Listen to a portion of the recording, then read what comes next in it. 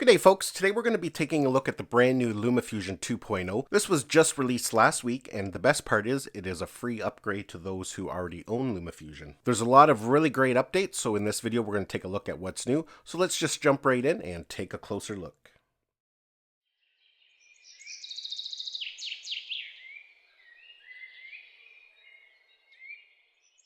So as stated last week, LumaFusion 2.0 was released. Now I have to really give kudos to the folks at LumaFusion for not charging for this upgrade.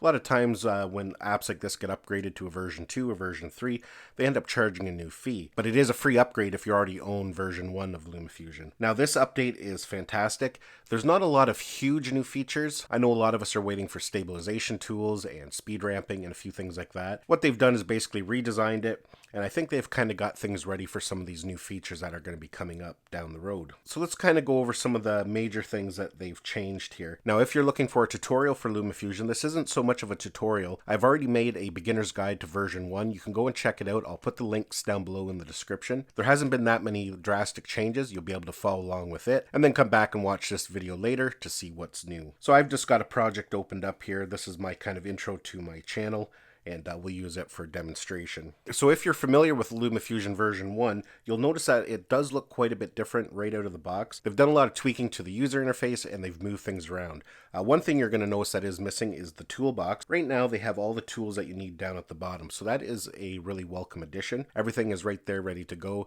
easily accessible. Now, a couple things here. This is our settings button. Now, if we do a long press on it, you can see it gives you a bunch of tooltips, so that way you always know where everything is and what things do. A single press will bring up your options.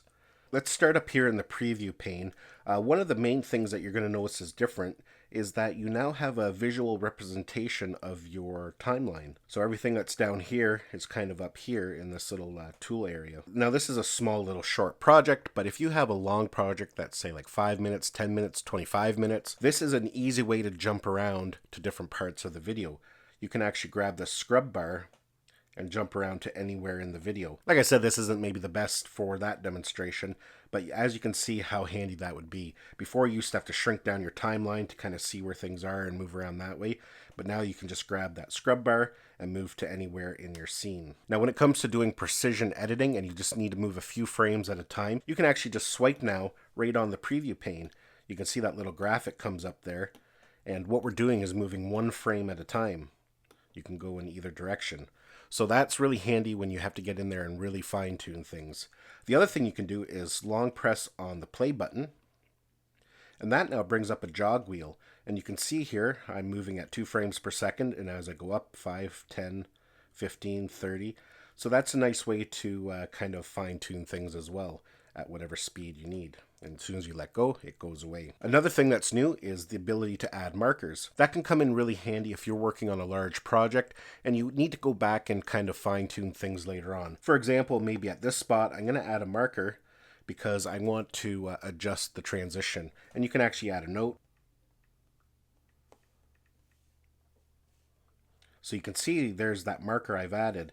And if we click on it, it tells me what I added there. It says fix later.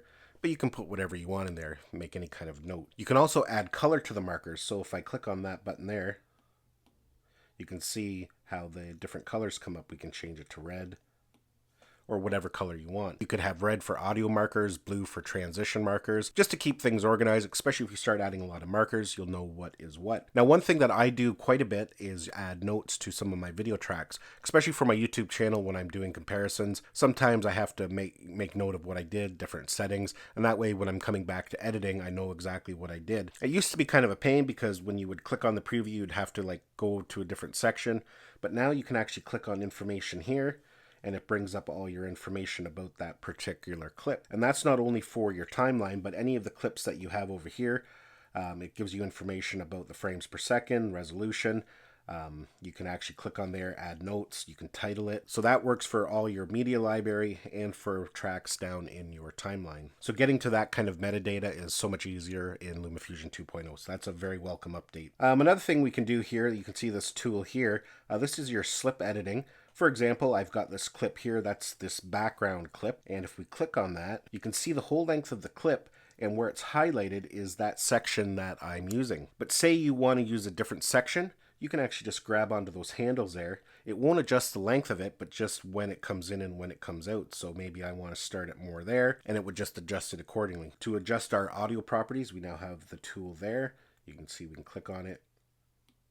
Quite easy. And now we have a new playhead tool, and as you can see, we have all these new options here. We can lock tracks, we can make tracks invisible. That was something that was definitely needed. It wasn't available in version 1, but in version 2 it's now available. So a lot of people, including myself, are going to be making good use of that new tool. Now, out of all the updates that they've added to LumaFusion 2.0, the one that I like the most and that I think a lot of people like the most, you can now have 6 tracks of 4K video and 6 tracks of audio. Now, when I say tracks, it doesn't necessarily have to be video. For example, you could have 3 tracks of video. If you're adding different titles, that can be considered a track as well. So I'll just show you quickly here. On this particular project, I've already got 1 track there. I got another track, which is a title, and I've got a 3rd track, which is a title. But now I can add a 4th track, a 5th track, and now a 6th track. So you can see we now have 6 tracks of video, and I've got 1 track of audio, but we could now also add 6 tracks of audio. So that is super handy, and I'm going to be making very good use of that in LumaFusion 2.0. Now for me, I'm using the latest generation, the iPad Pro 12.9 inch, and I've never had a playback problem. In fact, everything is so smooth when editing 4K. It doesn't get choppy. You don't have to create shadow files, I think they're called. Just everything works so fluidly. Now, depending on what device you're going to be editing on, you might be editing on an older iPad.